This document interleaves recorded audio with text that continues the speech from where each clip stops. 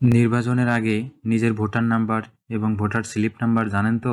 যদি না জেনে থাকেন এই ভিডিওটি অবশ্যই আপনার জন্য। আসসালামু আলাইকুম বন্ধুরা, সামনে 12ই ফেব্রুয়ারি নির্বাচন। অনেকেই জানেন না নিজের ভোটার নাম্বার এবং ভোটার স্লিপ নাম্বার কিভাবে বের করতে হয়, কোথায় পাবো, কে দেবে, কিভাবে ডাউনলোড করতে হয় এবং নিজের ভোটার কেন্দ্র কিভাবে জানতে পারবো, এই সকল বিষয়ে বিস্তারিত জানানোর চেষ্টা করব। এই সকল সমস্ত বিষয় জানতে হলে আপনাকে অবশ্যই ভিডিওটি সম্পূর্ণ দেখতে হবে। ভিডিওর মূল টপিকে যাওয়ার আগে আপনাকে মনে করিয়ে দিতে চাই, এরকম আরো টেক রিলেটেড ভিডিও পেতে অবশ্যই চ্যানেলটি সাবস্ক্রাইব করে পাশে থাকবেন। প্রথমেই আপনারা সবাই আপনার ফোনের ডাটা কানেকশনটা অন করে নেবেন। তো আমি প্লে স্টোরে যাব। প্লে স্টোর থেকে সার্চ বারে অপশনে এসে এখানে লিখব smart election management BD. Smart election এটা লিখে যদি আপনি সার্চ দেন তাহলে সামনে এরকম একটা সফটওয়্যার দেখতে পারবেন, স্মার্ট ইলেকশন ম্যানেজমেন্ট বিডি। তো এটাতে ক্লিক করে ইনস্টল করে দিব। তো ইনস্টল হয়ে গেল। এখন আমি অ্যাপসটা ওপেন করব। এখানে আপনার ভাষা সিলেক্ট করতে বলতেছে, ইংলিশ ভাষা এবং বাংলা ভাষা। তো আমি এখানে বাংলা ভাষা সিলেক্ট করব। তো এখানে কিছু অপশন দেখাবে, অবশ্যই আমি জাতীয় সংসদ নির্বাচন এখানে ক্লিক করব। এখান থেকে আপনারা ডানে এবং বামে দুটা অ্যারো চিহ্ন দেখতে পারবেন। তো এখান থেকে ধরে এই যে ঢাকা, চট্টগ্রাম, এখানে ধরে যদি এই পাশে স্লাইড করেন তো এগুলো হচ্ছে বিভাগ, যে বিভাগে বসবাস করেন সেই বিভাগ সিলেক্ট করে দিবেন। তো আমি সিলেক্ট করছি। এরপরে নিচে দেখেন আরেকটি ঘর, তো এইখানে ক্লিক করে আপনি আপনার জেলা সিলেক্ট করে দিবেন। তো এখানে জেলা সিলেক্ট করা দেওয়ার পরে দেখেন কিছু অপশন আসছে, কুড়িগ্রাম 1, কুড়িগ্রাম 2, কুড়িগ্রাম 3, কুড়িগ্রাম 4, এগুলো হচ্ছে আসন। তো আপনি কোন আসনের, তো সেইখানে আপনি ক্লিক করবেন। তো আমি কুড়িগ্রাম 4 আসনে ক্লিক করছি।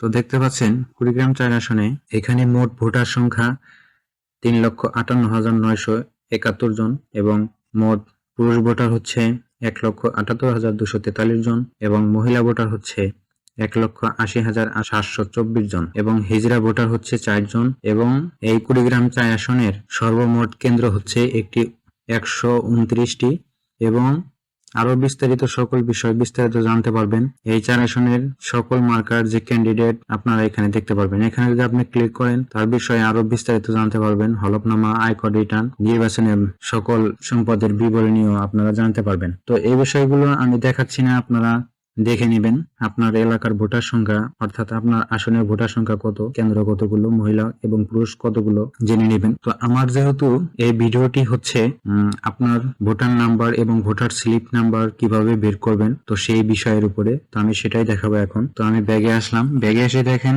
নিচে দেখেন নির্বাচন বিস্তারিত এবং পূর্ববর্তী নির্বাচন সমূহ এবং সার্চ, এখানে অপশনে দেখেন ভোট কেন্দ্র খুঁজুন। তো এখানে ক্লিক করব। এখানে ক্লিক করার পরে দেখেন এনআইডি নম্বর এবং জন্ম তারিখ চাচ্ছে। তো আপনি আপনার এনআইডি নাম্বার দিবেন। আমি আমার এনআইডি নাম্বার দিচ্ছি। এরপরে আপনার জন্ম সাল দিবেন, আপনার জন্ম তারিখটি বসিয়ে দিবেন। অবশ্যই আপনারা প্রথমে সালটা নির্বাচন করবেন, এরপরে মার্ক সিলেক্ট করবেন, এরপরে তারিখ, এরপর ওকেতে ক্লিক করবেন। সবকিছু ঠিকঠাক থাকা অবস্থায় আপনারা এখানে সার্চ মেনুতে সার্চ যে অপশনটা আছে এখানে ক্লিক করবেন। ক্লিক করার সাথে সাথে দেখতে পাচ্ছেন আপনার ভোটার নাম্বার অর্থাৎ আমার ভোটার নাম্বার শো করতেছে এবং আমার ভোটার স্লিপ নাম্বার, যেটাকে ক্রমিক নম্বর ভোটার স্লিপ নাম্বার, এবং আমার কেন্দ্রটা কোথায়, আমি কোথায় ভোট দিতে যাব সেটাও দেখাচ্ছে লোকেশন আকারে। কেন্দ্র ঠিকানা সহ সবকিছু বিস্তারিত এখানে দেখা যাচ্ছে, ছবিও দেওয়া আছে। তো মনে রাখবেন এই যে আপনি যে ভোট কেন্দ্রে যাবেন, ভোট কেন্দ্রে যাওয়ার সময় অবশ্যই কিন্তু আপনার ভোটারের যে স্লিপ নাম্বার আছে সেটা অবশ্যই প্রয়োজন হবে। এই ভোটার নাম্বারটি আপনি সংগ্রহ করতে পারেন, সেই বিষয়টা আপনারা খুব সহজে জানতে পারলেন। আপনারা আপনাদের ফ্যামিলির যারা ভোটার আছে তাদের সবারই ভোটার নম্বর এভাবে বের করতে পারবেন কোনো ঝামেলা ছাড়াই। এই ছিল আজকের এই ভিডিওটি। ভিডিওটি কেমন হয়েছে অবশ্যই কমেন্ট করে জানাবেন, একটা লাইক দিবেন আর চ্যানেলটি সাবস্ক্রাইব করতে ভুলবেন না। যারা ভিডিওটি শেষ পর্যন্ত দেখলেন তাদেরকে অনেক অনেক ধন্যবাদ। দেখা হবে পরে কোনো ভিডিওতে। আসসালামু আলাইকুম।